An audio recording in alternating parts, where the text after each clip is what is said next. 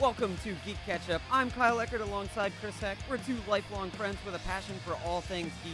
Whether it's gaming, movies, television, wrestling, comics, whatever. If it's nerdy, there's a good chance we're into it.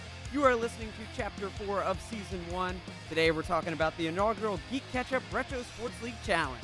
And the game of choice this season is none other than Griffey Jr. presents Major League Baseball.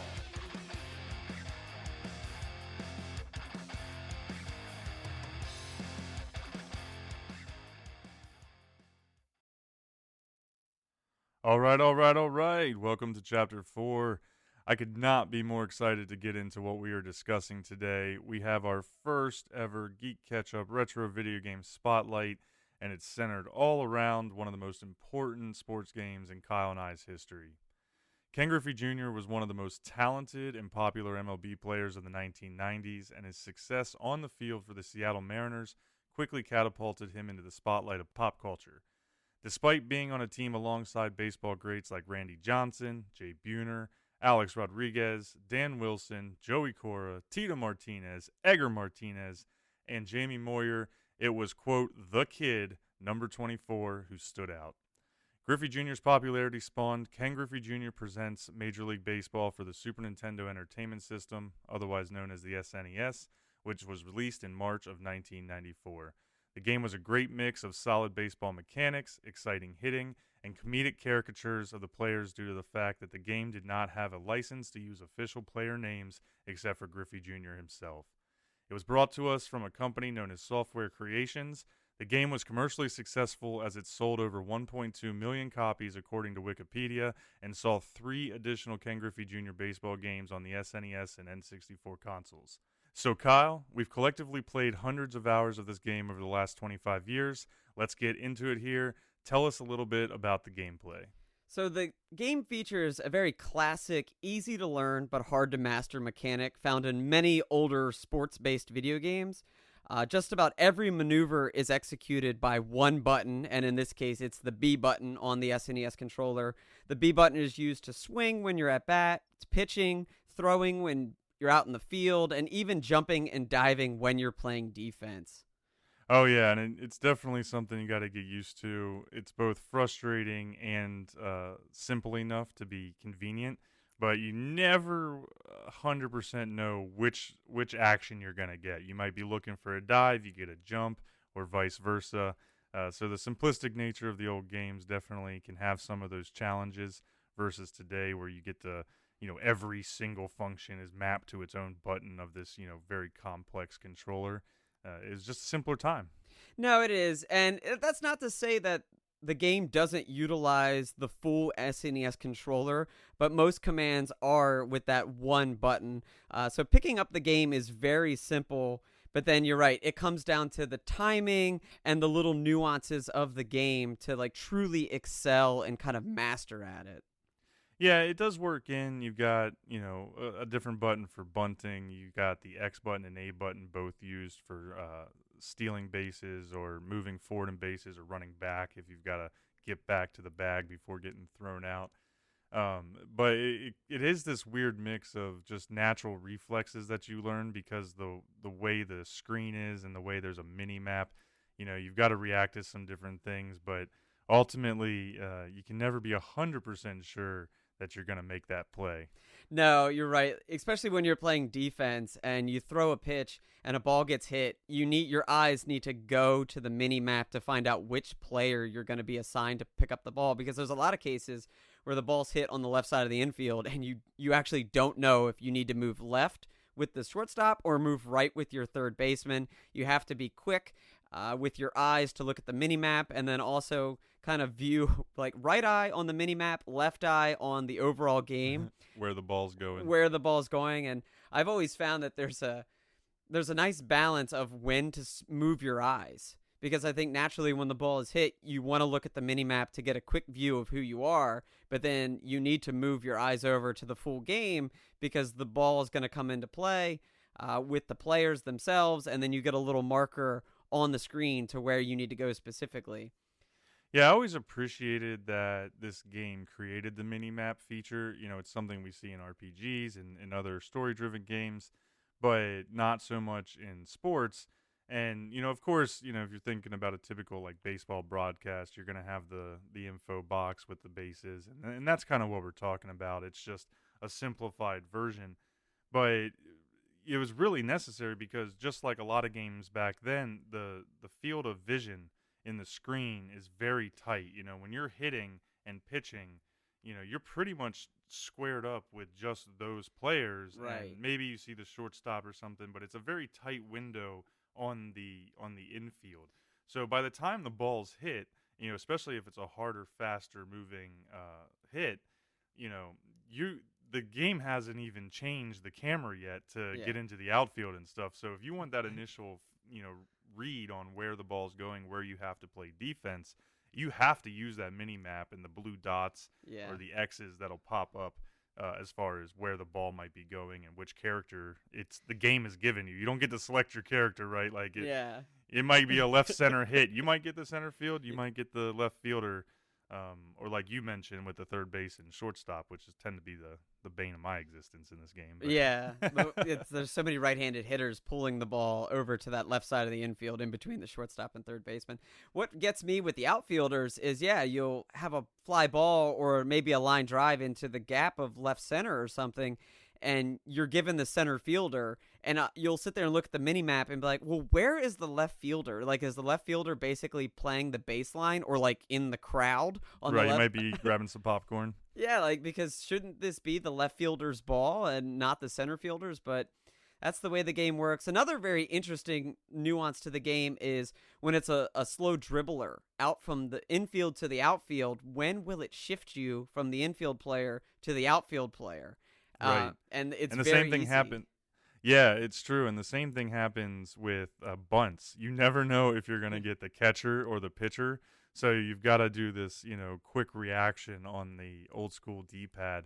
And it's something that is frustrating, and it sounds probably like a really big negative on the game, but honestly, I always thought that it was these types of things is where the skill came in for Griffey Jr. Like Sure, you set sure. yourself apart as far as whether or not you're good at this game based on how well you can play defense and deal with just the way the game works, the mechanics that we were given. And with so many games that are from that era, they shipped, you got them. There was no updates, there was no DLC, there was no Yeah. changing to it. So you adapted to it and you learned how to play, and that's just what it was. The cartridge is the cartridge. They're not gonna Cartridge. they're not gonna patch a cartridge. Yep.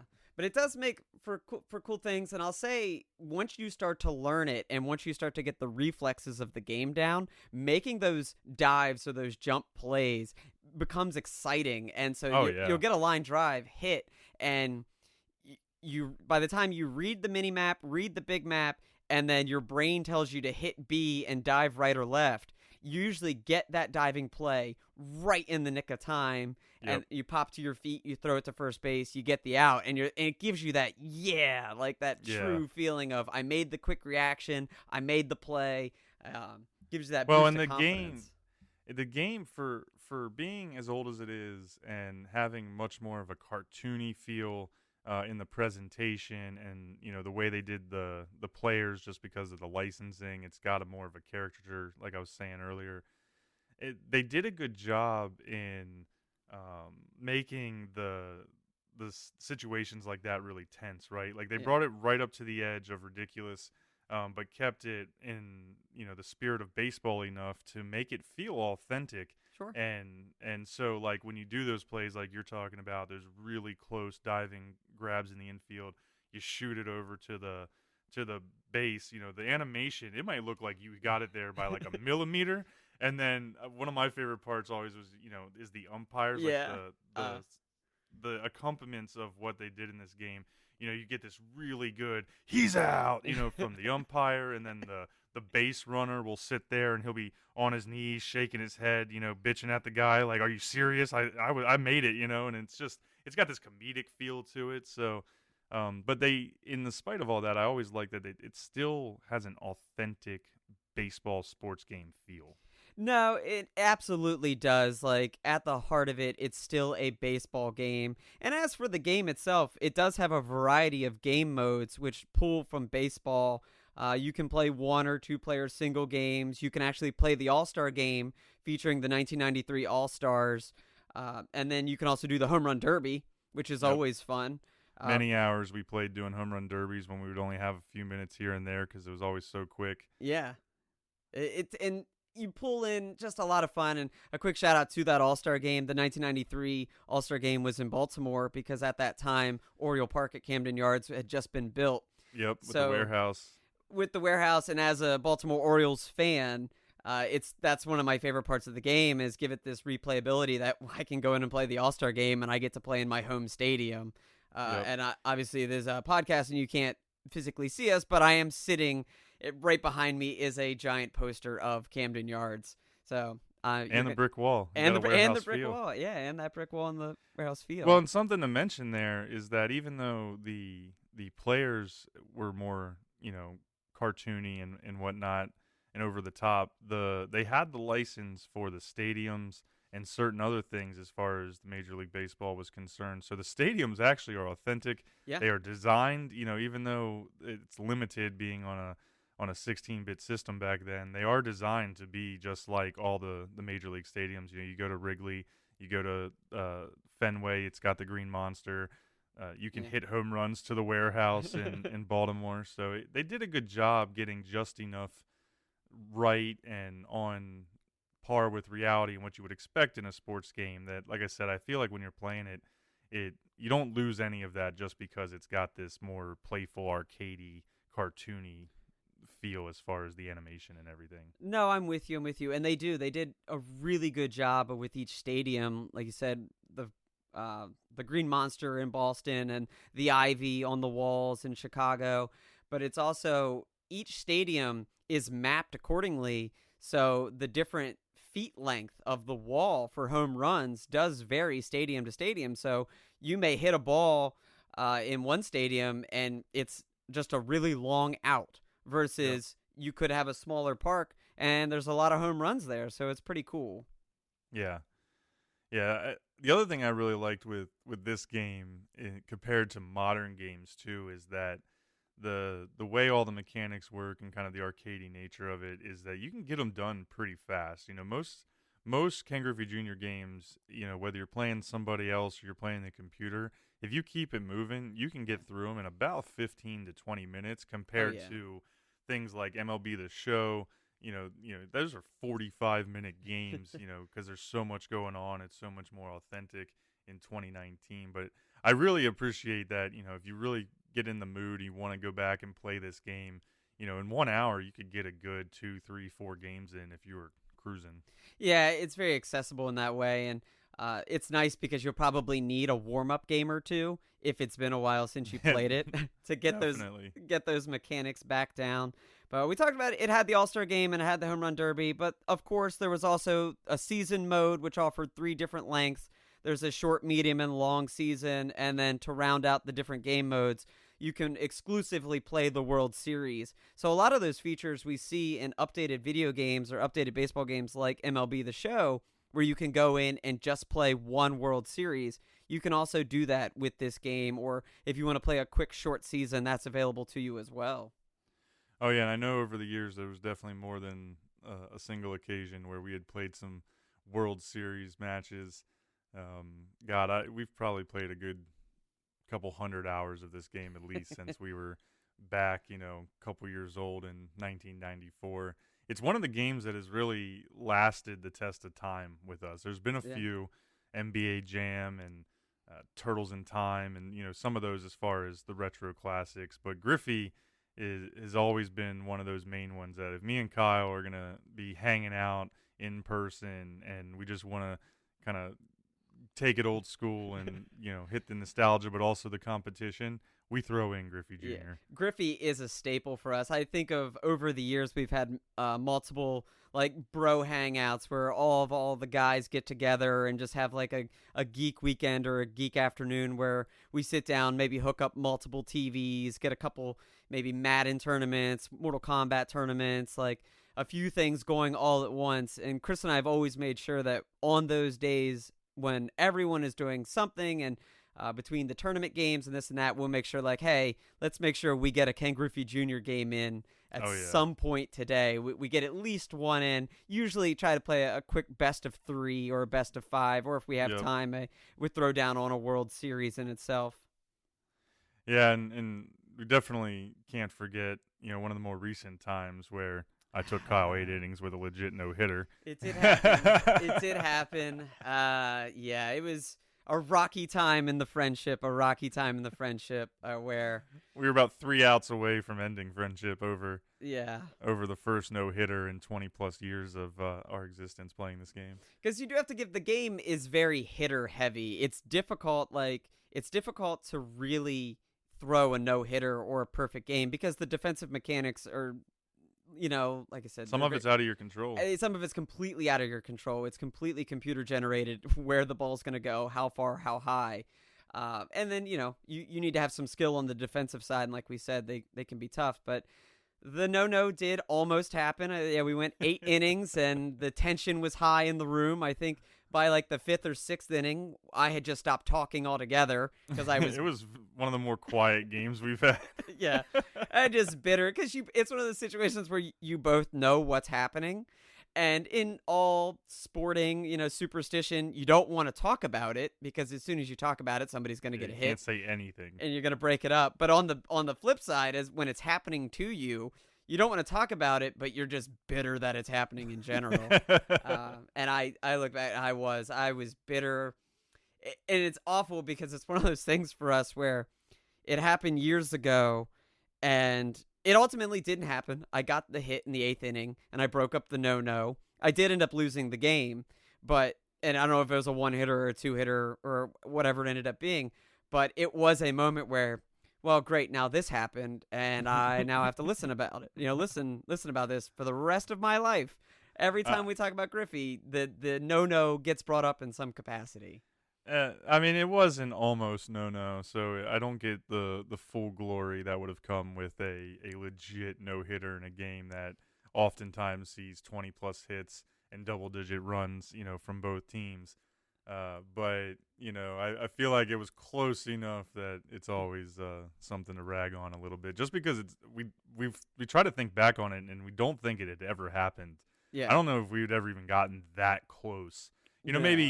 Maybe through the first 2, 3, 4 innings, maybe you get lucky and you hold somebody, but to go that deep into this game against the computer, against anybody, is really tough. But you kind of touched on pitching, and I think that's really something that gets overlooked in this game because it makes it so fun to hit. But what's cool about this game is even though it's a one-button pitch, your D-pad on the retro controller becomes extremely important. All the pressure points are as far as, the up on the D-pad, left and right and down impact where that ball goes once you pitch. And so you can throw 100-mile-an-hour fastballs. You can throw 49-mile-an-hour change-ups, and then in the middle, you can mix it up while the ball is moving. Yeah, it's one of those sports games or baseball games where you can actually control the pitch as it's coming into the box, which I think it got a few knocks on that. Like, that doesn't seem like that should be okay in the world of gaming, where like you can control the baseball the whole way to the box. Insane knuckleballs, essentially. Insane knuckleballs, or what you could also do is move all the way to the pitcher, one way to the pitcher's mound, throw a changeup, and then just hold right or left in the opposite direction of whatever where the batter is in the batter's box, and make a pitch completely unhittable because you have. Meanwhile, I'm standing all the way to the right on the pitcher's mound, and I throw a changeup, and I hold all the way to the right the second the pitch is thrown. If the batter is in the right, a right-handed batter, there's nothing they can do to even hit the ball. The ball just drifts completely out of range of being able to hit. So if you wanted, you could just sit there and throw unhittable balls every single time. Now that's not a good show of sportsmanship. But it is possible with the pitching mechanics of the game.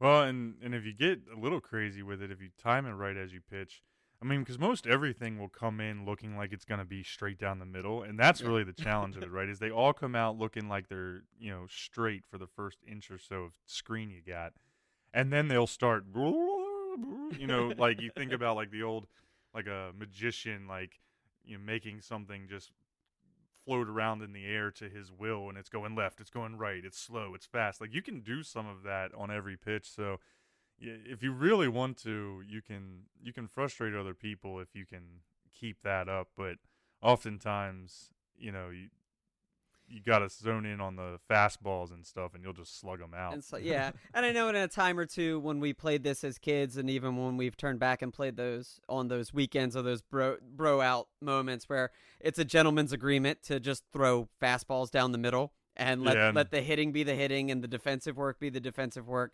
Don't allow the pitching mechanics to factor into the game. So if you go that route with that gentleman's agreement, it can make for a more fun time and maybe less broken controllers.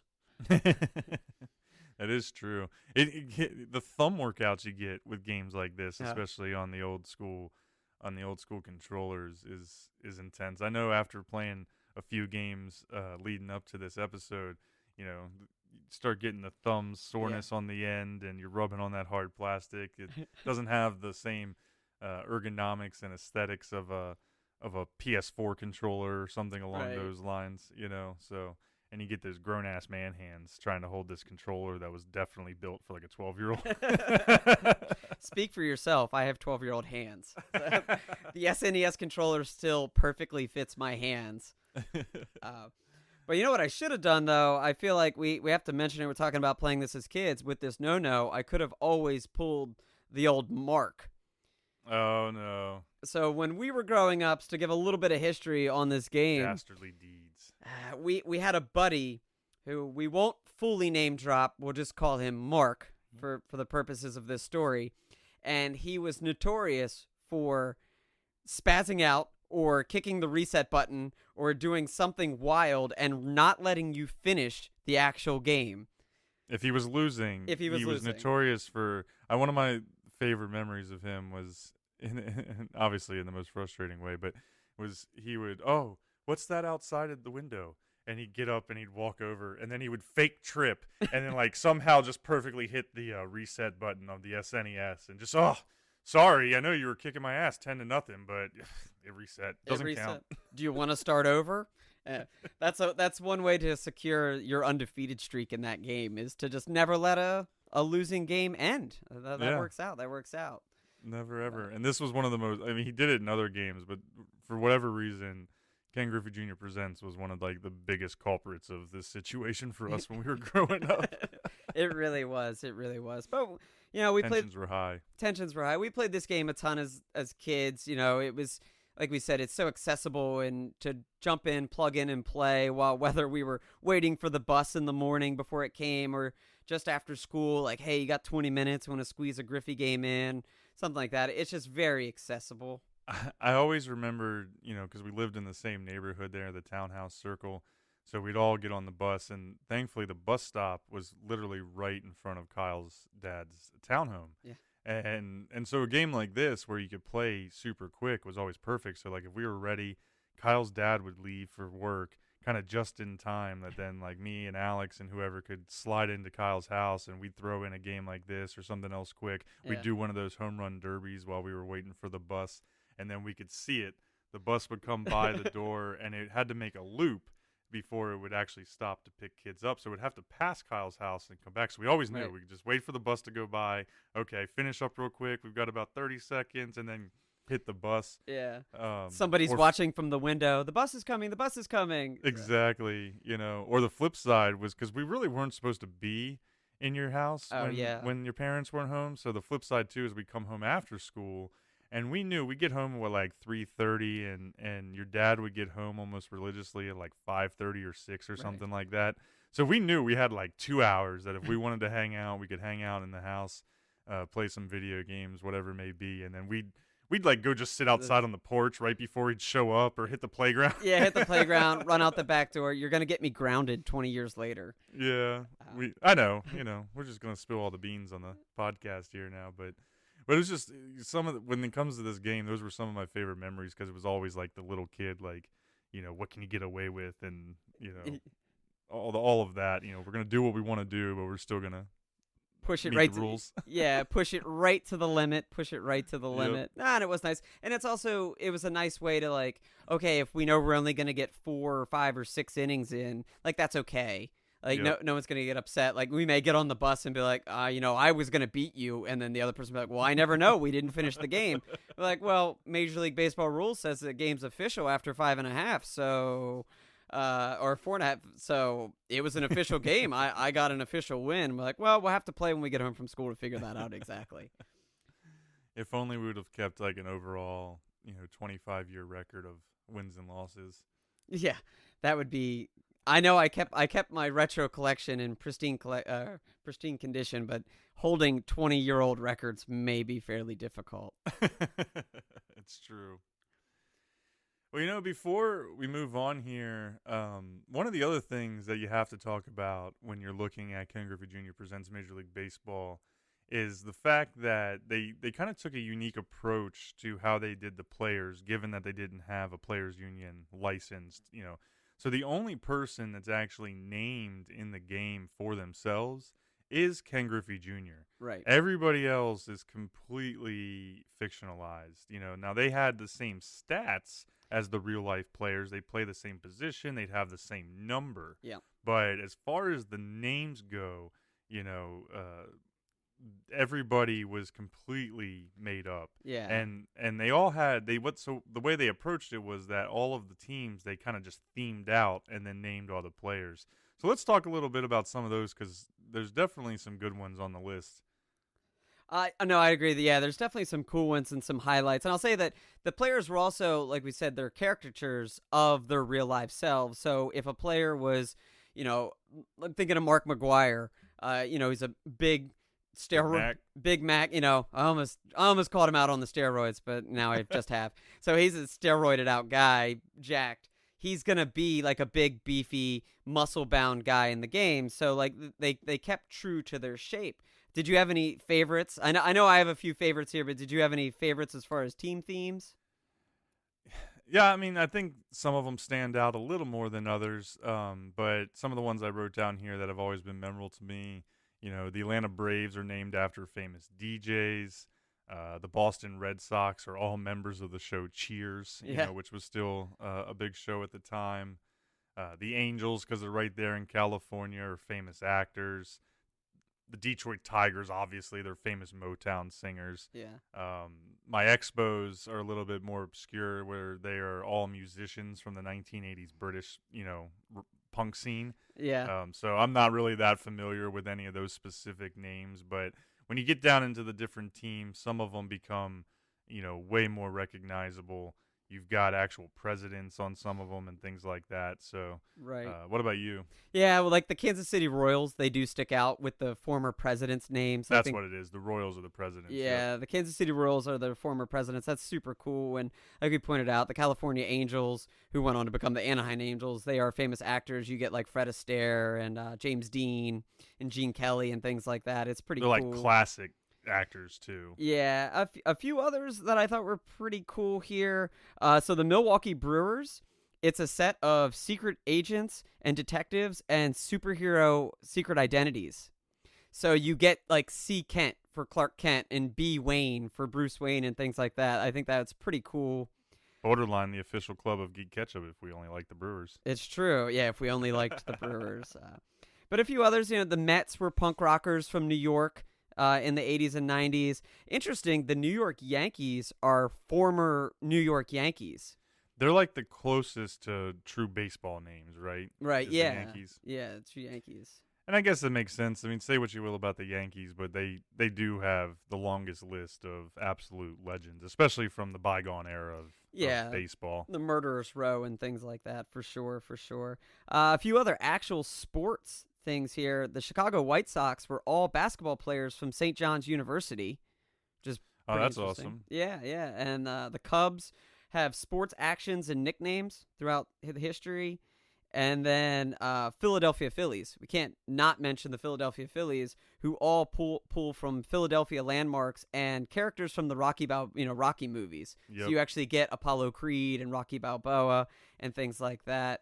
I should also mention here, my Baltimore Orioles are all Baltimore natives. So a lot of the names pulled from the Baltimore Orioles are from John Waters movies. Yep. And in fact, Cal Ripken Jr. his name is Jay Waters. Yep.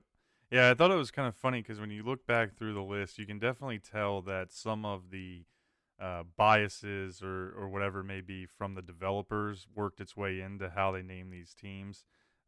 Because, like, I believe, if I remember correctly, the Marlins are literally, I think, the one team that nobody truly knows. Like, it was like they just didn't care about the Marlins. And They just made everything up. They don't have a central theme.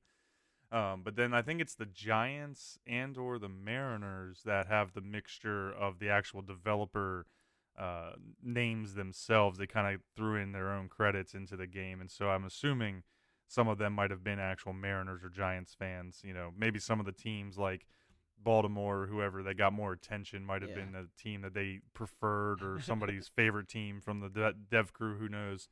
It'd be a good question to kind of be able to pick their brains on. But that's my assumption, right? Like, why did a team like the Marlins get shit on while everybody else is getting kind of some cool treatment with presidents and actors and yeah, like what's so special or not special about Florida? Yeah, as you said here, the New York Giants, the San Francisco Giants are workers from Software Creations, That's and what it was, the Seattle Mariners are workers from Nintendo America.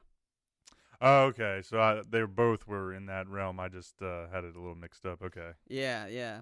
Last few shout out here. I've got the Texas Rangers are all pulled from classic Western movies. So you get guys like John Wayne and Clint Eastwood. It's scary and going like up that. against the Duke.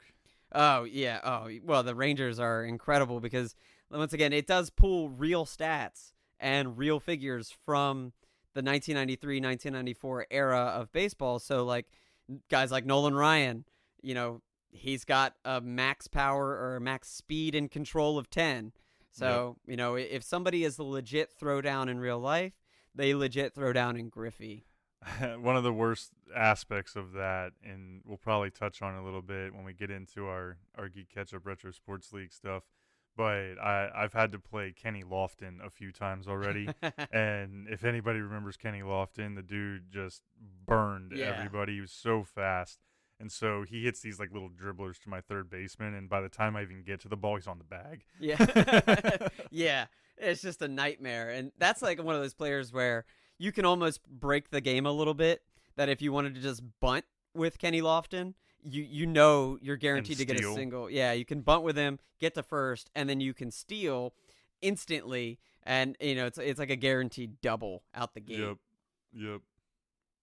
But yes, despite being nearly 30 years old, Ken Griffey Jr. presents Major League Baseball with its memorable music, over-the-top characters, and accessible gameplay is still one of the greatest video games of all time.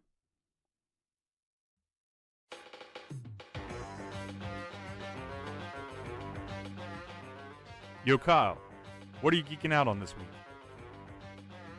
So a few weeks back, my stepdad suggested an app for me. It was called the Pluto TV app, and he did it solely based on because I was talking about how I was watching Caesar Milan on Disney Plus a bunch. He goes, well, there's an all-dog channel on Pluto TV that you should check out. So I actually went in this week to download the PlayStation Plus games of the week on my PlayStation, and I saw the Pluto TV app. I was like, all right, I got to check it out. My stepdad has good taste. So I finally downloaded the Pluto TV app, and I found that it's basically a geek goldmine. It includes channels like Impact Wrestling and AAA Wrestling. It's got an entire channel devoted to Teenage Mutant Ninja Turtles and classic Nickelodeon shows. It's also got a few channels based on the IGN website. It's got walkthroughs and playthroughs and reviews. But the true gem I found on the channel is actually channel 136, to be specific. And it is a 24/7 old episodes of American Gladiators. And it's just absolutely amazing. It's a total throwback to the 90s. And as soon as I found it, I just found that it's all that I want up. Just from the nostalgia of Larry Zonka. It's commentary to the different American gladiators like Nitro and Ice and Laser and Blaze. And you can't forget about Gemini, of course, because Gemini is amazing.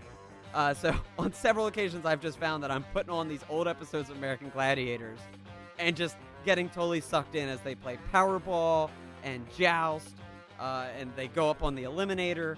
So I am 100% geeking out on American Gladiators this week.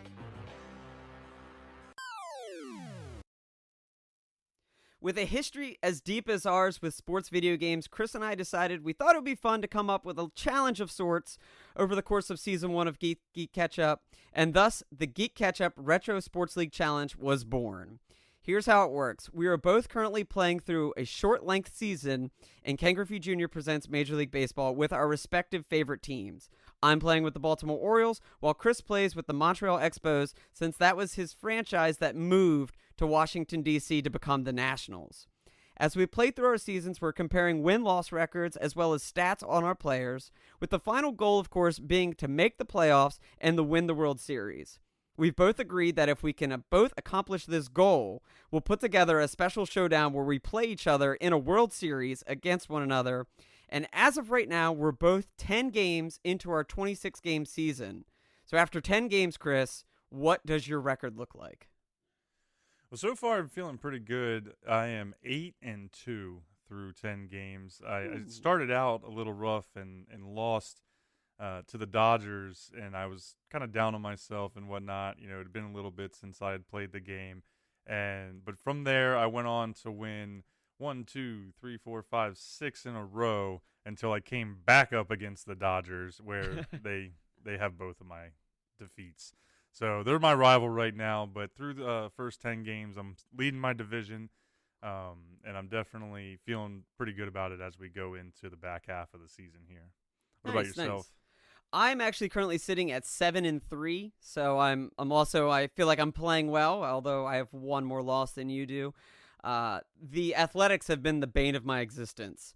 And I say that with this, so I'm 7-3, and I'm currently leading the American League East at 7-3. Sole leader, thank you. But I have to actually admit something, that due to the nature of playing an old video game on an old system, things can happen with video games that cause you to just outright lose your season. It does. The cartridge resets itself. So I actually got 5 games into my season, and in the middle of playing through, there was a glitch, and I lost everything and had to start over. It was a heartbreak. It was a heartbreak. There was a text message sent. I was actually pretty pissed when it went down because I had no interest in starting this over. But in the end, it actually being really good for me, because at the time I was 2-3. And then on the flip side, when I started over, I ended up going 3-2. Yeah, so it worked out for you in the end. It did. But I say the Athletics are the bane of my existence because the Athletics are the opening game for the Orioles in the short season. So, and you play them twice in the first 10 games. So I have played the Oakland Athletics just about more than any other team in the game. I'm sick and tired of having to go up against Mark McGwire. The Athletics had a good team. You got Mark McGwire on there. I think we were trying to figure out if Jose Canseco was still on the team by the time this game came out, and maybe he's on the Astros or the Rangers. I think he's on the Rangers by this point. But at that point back then, coming out of the late 80s and early 90s, the Athletics had a solid team. So I can see how they would be a trouble team in this game. No, it was very difficult, very difficult. But on this restart, like I said, I have gone 7-3. I won my opening game against the Athletics, and then actually followed it up with 2 losses against the Mariners and the Twins, and then went on a 4-game winning streak where I got my revenge win over the Mariners, but also beat the White Sox twice and the Angels. And then, sure enough, I lost to the Athletics late in my 10-game playthrough. Well, and it's kind of odd because, in baseball, typically they have such a long season that, one of the knocks on baseball, I even say it all the time, is it's hard for every game to matter. But the way we're doing this and doing the shortened season just for, time, with only 26 games, really every game does matter. It almost got more of that college football feel, right? Like, obviously I think we can afford to lose a couple and still get into the playoffs at the end of the day. But with what good the computer is in this game and only having those 26 opportunities, it makes the pressure. I felt it. I don't know about you, but playing these games, I definitely felt the pressure of got to start strong here, or our initial challenge might go down the tubes before we get going. No, I'm with you because you're right. You only typically in the baseball season you play 160 some odd games, so you get series against people. So you would do an opening series against the Athletics where you'd get 3 or 4 games in. But with the 26 short game season, you only play one. You play them once, maybe twice. I think some of them will play twice, but not all of them. Yeah. Some of them will play twice, but you gotta get your wins in because if I had started 7-3. Making a comeback on the final 16 games of the season, you'd have to win out to be able to catch up because the computer does not help you in any way. The good teams are the good teams, and they continue to win. In fact, when I look at my standings, while I am sitting at 7-3, the Brewers are right behind me at 6-4, as are the Toronto Blue Jays. So. And then not far off, I've got the Yankees right there at 4-6. So you have to keep winning to keep pace if you really want to make the playoffs. Yep, exactly. I was in the same situation, or I am in the same situation, I should say, where I think in my division I've only got a 1, maybe 2 game lead, and I actually have an undefeated team in my season, and thankfully it's in the American League, but it's actually your Baltimore Orioles. They are 10-0 in the game and are just dominating that whole side of the bracket. So I'm kind of expecting that maybe one way or another, if I make it all the way to the World Series, I might have a computer version of the Orioles to warm up with, and then we'll meet up for our showdown, and I get to play the human-controlled version of the Orioles. Right, but then you'll get familiar with the roster and how it shakes up and all that. It could have a slight advantage over me if it shakes out that way. I'm going to be doing all the scouting. All the scout, yeah. Making sure you know what's up. Although, so talking about these rosters real quick, in our first 10 games, any standout players for you? Absolutely. The outfield of the Montreal Expos at that time were just incredible. I always knew that Larry Walker was on that team in right field, but I did go back and double check just to see after I played the first couple games and realized I had cannons in the outfield. I mean, I can gun people out anywhere. The computer does not run on my outfield because of how strong the arms are, but I did some research just to double check, and I've got Marquise Grissom, a young Marquise Grissom in center field. And Moises Alou in left field. So it's pretty much, maybe one of the best outfields arguably ever, but especially at that time with all 3 of those guys going on to have, Hall of Fame level careers playing for multiple teams. So they've been solid. And then I have to completely give a shout out to my pitchers because I have, and we'll get into the stats here a little bit, but essentially I've hit 18 total home runs, right? Wow. 10 of them are from position players, and 8 are from pitchers. What? Yeah. Yeah. Oh, that's what I was saying to myself, too, as I'm going through. Like, I've got this one guy, Donaghy, who is a middle relief pitcher, and I'm, like, always just trying to get him in because the dude slugs. He hits home runs, So, well, what about yourself as far as just kind of some of the initial standouts on your team? Well, what have you seen? That is pretty remarkable. I can't say that like I've slugging the ball the way you've been slugging the ball. And it's interesting that you brought up your outfield because I have a issue with my outfield where my overall speed in the outfield is lacking. I think across the board, all 3 of my outfielders are at a speed of 6, which is about middle of the road. But there's a big difference in Griffey's stats between like when a player is a speed of 6 versus a player of speed of 7 or 8, it makes a big difference. So I have this issue with my outfield where I can't get to balls hit in the outfield in time. And so I have a lot of pass balls that go all the way to the fence. Extra Luckily, base hits. I've got a few strong arms with Brady Anderson in left field. Sideburns. Oh, Brady Anderson. Yeah. And I've got Mike Devereaux. He's also out there. And a few other players. that have stronger arms. I'm not quite gunning people out. The only person that's quite been gunning people out is Brady Anderson in left. But my outfield is struggling a little bit. My star player, I have to say, is the old John Waters at shortstop, a.k.a. it's Cal Ripken Jr. Iron Man. Yeah, the Iron Man. It makes sense that he would be my star player. He's currently sitting after 10 games. He's sitting at a 555 batting average with 2 home runs and 6 RBIs, which he doesn't have the most RBIs on my team, but that batting average is far and away the best batting average on my team. But I also need to give him the nod of the man's got a cannon. So, oh yeah, nobody's outrunning him to first base if you make the play on the ball. oh yeah, like I've made several diving plays where my feet are in the grass on the left side of the infield, on the on the left side of the outfield, I should say, and I'm gunning guys out like Yep. on their way to first. And I'm talking, we referenced him in the first half, like guys like Kenny Lofton who are super quick to get to first base, and I'm still gunning them out. So I gotta tip the old cap to the Iron Man, to Cal Ripken Jr., as he has been without a doubt the standout for my team. But that's also, I should also say, guys like Brady Anderson, also known as R. Ricketts, and T. Turnbad Bald, which is Harold Baines.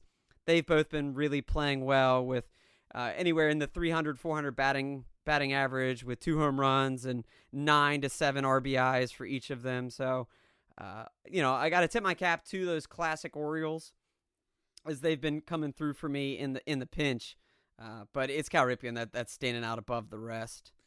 Yeah, I think if I had to truly nail down to one person to kind of be like mid-season MVP from that standpoint, it's G. Massey, my center fielder, a.k.a. Marquise Grissom. He's batting .543 right now. He's got 4 home runs and 14 RBIs. Larry Walker actually has the highest batting average on my team. He's batting .555. Wow. But he's got a couple less home runs. He's got, I think, 10 RBIs. So it's definitely Marquise Grissom that is my premier slugger. And kind of speaking on some of that, let's go in, and we've got our stats here through the first 10 games and some averages. So let's give everybody kind of an idea as far as how we're performing, some of the differences between the two of us. It's not quite sports science metrics here, but No. or saber metrics, but we've got some. We tracked runs scored, runs allowed, hits for, hits against, home runs, RBIs, and strikeouts. So let's jump in here and look at runs scored. I think through the 10 games, I've scored 65 total runs, or an average of 6.5 per game. Where were you sitting at? I am at 40, so I've got an even average of 4 runs per game. Okay. So you are definitely scoring way more runs than I am. Yeah. Well, what's interesting, though, is I think that while I've been slugging a little bit better, your defense and pitching has been better. So how many runs have you allowed through the 10 games? 25. Yeah. So, See, that's a much, that 2.5 per game is a much lower average than I've got 48 total through 10 games, which is 4.8. So you're actually holding people to almost 50% of what I am in these games. yeah, which is a little surprising considering I'm the American League team and you're the National League team. And the American League with the designated hitter typically, like historically, is the higher scoring league. But Yep. it also sounds like your pitchers are just hitting the shit out of the ball. Yeah. Since you brought it up, to be honest, when we were setting this up, I was actually a little concerned because hitting is so important in this game. And, the Orioles have some sluggers. And so, like, going into it, I was like, man, I've got one of my guys as a pitcher. I don't know if I'm going to put the runs up. And then, boom, the pitchers are keeping pace with all my other players. So it's worked out. Yeah. So speaking of hits and hitting the ball, what are your hits for?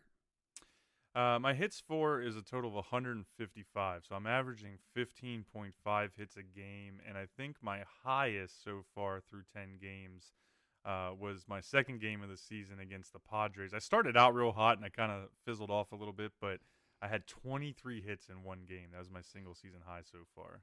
Nice. I actually matched that as well. 23 hits in one game is my season high, but I have 146 total hits. So it's just a little surprising to me that my hits isn't as far off from your total hits as I expected it to be. But while I'm keeping pace on hits, I'm just not scoring the runs. I must be leaving a lot of guys on base. Yeah, looking at it, it's a difference of less than one hit per game between the two of us, with that 15.5 versus 14.6, but definitely a bigger gap in the runs for. Yeah, You got my to get guys those just guys around, man. yeah, they're not coming up. I'm gonna blame my hitters for not coming through in the clutch. Like, what the heck is that about? Well, do you think it could be speed? Because one thing you have to be really on point in this game is base running. So Yeah, we talked about earlier in the episode how important using the mini map is and things like that as far as fielding. But you have to be on top of your runners too, because it's hard to tell. Like, is this pop up going to be caught?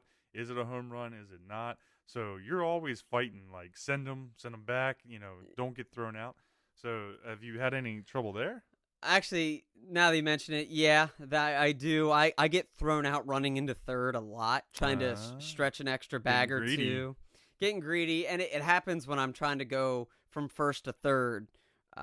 With an extra runner, way more than trying to stretch a double. I'm usually okay when I try to stretch a double, but when I try to send a runner from first to third, I typically get thrown out going into third. So it could be that overall team speed that's doing me in here. Because Yeah. I don't have any burners. I really don't. I think 6 or 7 is the highest speed I have on my team. And that would Well, be you better keep that in Harold mind. Reynolds. Yeah, Better Harold keep that in mind. If we Beltway series for the World Series, man, none of those guys are outrunning Larry Walker, Marquise Grissom, and Moises Alou's arm. I promise you that. No, well, hopefully by 26 games in my own playoff and my own World Series, I've gotten pretty comfortable, will get pretty comfortable with my team, and I know who can do what. It's actually an interesting little aspect to the game where do you find specific people work better when you swing or try to do things with specific situations? So, like, I'll give you, for instance, here, my leadoff hitter, which is Brady Anderson. I, for a long time, would always take a pitch or two and then swing and go for my hit. And so what I've actually found is I consistently get hits with him when I take a pitch and then swing on the second pitch. Versus Harold Baines, who's my designated hitter, he is a first pitch type guy. Like, I don't need to be taking pitches for him. I should swing up front, and I seem to get more hits on that first pitch. It's so funny, and I know when we were going through these, we were talking about some different things as far as, like, trends that I thought that I had seen in the game as far as, like, oh, I'm figuring some of these things out after a while.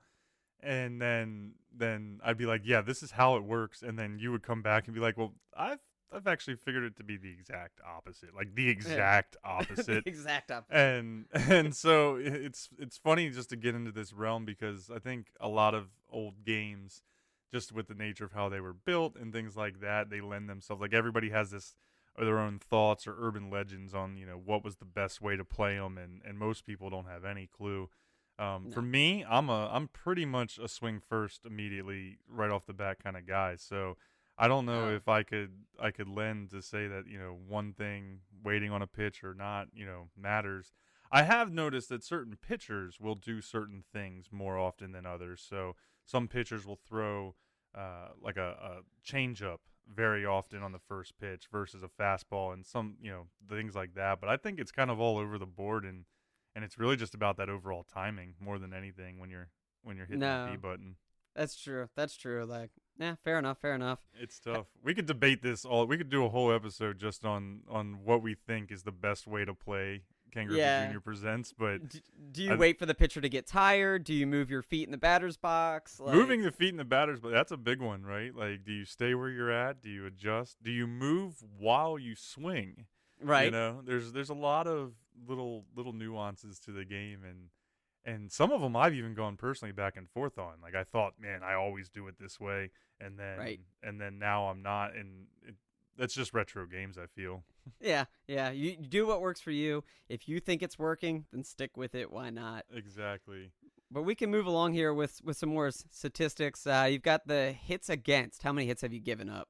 So I am almost giving up the exact same amount of hits as I am creating. I am at a total of 141 through 10 games. I've got 2 games here against the Braves and the Giants. that I gave up 20 hits in a game. Surprisingly, still won, but I gave up 20 hits. So an average of 14 hits per game. Okay. See, I'm a little lower. I've given up 111, averaging an 11.1 hits per game, and the most I've given up is 16. I gave it up against the Minnesota Twins in my ninth game of the season. I gave up 16, and that's the most. So Yeah, I mean, it definitely, I think, is one of the biggest gaps we have in our stats, and one of the bigger highlights in the difference in how we've played is, your pitching and your defense has kept the computer. I mean, that's a 30 hit difference. So, yeah. 3 per game. And looking at these numbers, I feel like that's a pretty good statistical change. So, right now it's shaping up, at least from some of those stats, is if we were to go back heads up, Expos versus Orioles, it would be my hitting versus your pitching at the moment. But Yeah. let's keep on here. More, now we get into some of the sexier stats. Everybody likes, the big hits and the scores. Chicks dig the long ball, right? Is what they always would talk about with Chicks Griffey dig the long ball. and Griffey Jr. is no difference. But let's talk about home runs. So, how many total home runs have you hit? I've only hit 7 on the whole season. 7 home runs On the whole season, all my players combined, 7 home runs on the whole season. Wow. I wouldn't have expected that, because historically, I feel like most of the games we've played against each other, there's usually a good number of home runs and things like that. But I'm interested to see if you'll really pick that up as you keep getting more into the, quote, swing of things with the game. Where are you sitting on that one? So this is where I think I've also kind of popped up ahead of you. I've got 18 total home runs through the 10 games. With a single game high so far of 4 in one game. But Wow. I've hit home runs in every game. It started to back off, so my first 5, I had multiples in every game, and then my second set of 5 games, I only had 1 per game. So it lent itself to me kind of cooling down there, but thankfully still getting a couple slugs here and there. That's true. Well, one thing I'll say, have you been shut out yet? I have not been shut out. There was one game, my second loss to the Dodgers. I only scored 1 run, and then a couple of those games, I had close, and some of the others where I won 2-1, 5-2, whatever it may be. But I have not yet been shut out. See, I've been shut out twice. So Ooh. I have a 4-game streak right at the beginning of the season where I hit 1 home run in my opening game, but then the following 4 games, I didn't hit any home runs. And in fact, my second and third games, which were my 2 of my early losses, I got shut out completely. Ooh. So Yeah, but definitely looking at the numbers here, you can tell that the last few games you're starting to pick it up. The hits are getting higher, the home runs. You've got 3 in one game there in the back end of your first 10. So I imagine when we pull back together and look at these stats after the next 16, whatever it may be, when we come back on it, you're gonna have a whole lot more in that column. I hope so. And that comes with getting more used to the game and getting used to the mechanics and finding my groove with my players. So of course. But with all that, because my home runs are low, my hits are a little lower. Obviously, my runs batted in is going to be a little lower. I'm only sitting on 40 runs batted in. Where I think you're a little higher than I am.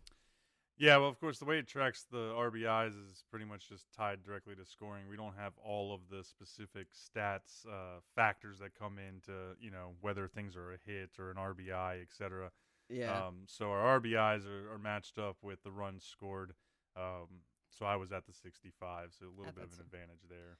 Yeah, I think that this last category here is where I have been getting the better of you, and that is strikeouts. Oh, you're destroying me in the pitching. I'm just amazed. I'm in awe and jealous of your pitching numbers. Well, how many strikeouts do you have on the year? 6. And if you think about, there's 27 outs in a game minimum. So you're facing 27 batters minimum times 10. That's 270. I've gotten 6 people struck out. Yeah, and I'll say my strikeout high for a single game is 6. Is 6. Yep. Yeah. In my opening game against the Athletics, I threw 6 strikeouts. So I'm sitting at a 23 total after 10 games. Yeah, your 2.3 average is blowing my 0.6 out of the water. But you also have Mike Messina, and Mike Messina is one of the best pitchers of the 90s, especially on that Moose. Orioles team, the Moose. Yeah, Moose, man, and he's a Hall of Famer. Yep. He is sitting. He's got 2 wins, 4.29 ERA, and while I did throw 6 strikeouts in that game, and then 1 strikeout in a later game that he started, he himself only has 5 strikeouts because I heavily utilize my bullpen. Oh, okay. I'm a big time proponent in the second. So the way the game works, when your pitcher starts to get a little tired, they start to shrug their shoulders before they pitch. Breathe heavy. And it marks that the pitcher has gotten tired and is a little exhausted and is more likely to give up hits. The second I see my pitcher starting to shrug their shoulders, I typically bring in a guy from the bullpen. I don't play around with that. It's true. I feel I do that too, and maybe there's a difference too in the endurance, because endurance is a factor in the player stats, and so some guys will get fatigued super quick. Other guys are built to go the whole 9 innings if you can get them. I don't typically see my guys start to get tired until inning 7 or 8. Looking at my stats, there haven't been as many hits as I've given up. There haven't been too many games where I've gotten worked so much so early that I've had to swap out to a middle relief guy, early, inning 4, inning 5. And then I think my go-to, the way it's just been working out for me, is I'm getting a good 7 to 8 out of my starters, but then I've got one middle relief guy that I bring in, Donaghy, who keeps hitting home runs. That's why I like to get him in for an inning or 2. And then I've got a closer. So we'll have to see how it shakes out as we move forward. But I wonder, really if it's some of those player stats, as far as their attributes, that work in or make the difference. The speed, the control, and then the fatigue on the pitcher side. There's a 4th stat for pitchers here, and it's speed, control, and fatigue. So it's very interesting. But I like my middle relief guys. I've got a couple guys in there that can go 2 or 3 innings in middle relief, and they've all got similar stats as far as overall speed and control. So I don't really hesitate to bring them in for my starters because their stats match what my starters can do. They just can't go as long. So, like I said, I don't hesitate to bring in the middle relief. So, but what I find myself doing is like a traditional baseball style where if I use a middle relief guy one day, I try not to use him the next day. I give him that extra day of rest just in case. That's interesting because that is the factor in the game for the starting pitchers. You cannot use starting pitchers in back-to-back games, but it doesn't really have that same weight for the middle relief or the closers. So, but you're saying you're going a little above and beyond and making sure that your guys are healthy before you bring them in? Yeah, I want to make sure they're fresh and ready to go. I can't just throw a tired arm out there. I got you. I got to stay true to it. I'm an old school guy like that. I believe in my middle relief. I believe in the bunt over to second, and then the classic Earl Weaver, the 3-run home run, I guess. But I guess as we close up here, we'll say one last thing. Is there any games that stand out to you? Any games that you thought that you really dominated, you wanted to highlight before we close up shop? Looking over just from the numbers, it was definitely my second game of the season against the Padres. I had 14 runs scored, gave up 8, but that's where, out of 1, 2, 3, 4, 5, 6 offensive categories, or as far as the hitting and everything goes, I had season highs in 4 of them from that game. And so including 4 home runs and 23 hits. So I'd have to say that was my standout. But what about yourself? So in my 7th game of the season, I played Chicago White Sox. That was my big one. That was the one where I scored 10 runs and got the win. That was my highlight game. And I say that because something very unique happened where I took them through their entire bullpen. I went through 4 pitchers. Wow. Just like I knocked out the starting pitcher within the first 2 innings. And then I proceeded to go up against 4 different pitchers. And I snapped a picture of it. We may have to post it up on social media a little later, where By the end of the game, when they brought in their final pitcher, they were down to only one more person left in their bullpen. So I don't know what happened the night before I played the White Sox, where it took out their entire bullpen. But if that game had gone on any longer, the White Sox were going to be literally out of pitchers. So that was my big game of note, was my 7th game against the White Sox, where I took it to them and I knocked out their entire bullpen. I don't know if I've ever seen that happen in Griffey. In all the years that we've played, I don't know if I've ever seen where a team has run out of pitchers. I'd be interested to know if they would be able to cycle in somebody else, or if it would literally just, like, you'd have the pitcher up there, shrugging shoulders and dying, as the innings go by. Like, what if it was an extra innings game at that point? Like, they came back and you're, like, going into 15 innings off the same guy. Like, that'd be interesting to see what happens with the game. But all in all, I think the GeeK KetchUp Retro Sports League has gotten off to a great start, with Kyle and I both getting our Griffey Presents seasons strong and in position to make a run for the playoffs. This is a fun new way for us to renew our rivalry, and we will be bringing updates on our season status shortly after the new year as we continue through the holidays. So be sure to follow along with us as we battle through the season mode in hopes of squaring off live in that World Series. We'll also be looking for other retro sports titles to add to the lineup, so feel free to share with us which classic games you think we should queue up, which games you love, and that we could try and fit into future GeeK KetchUp Retro Sports League challenges.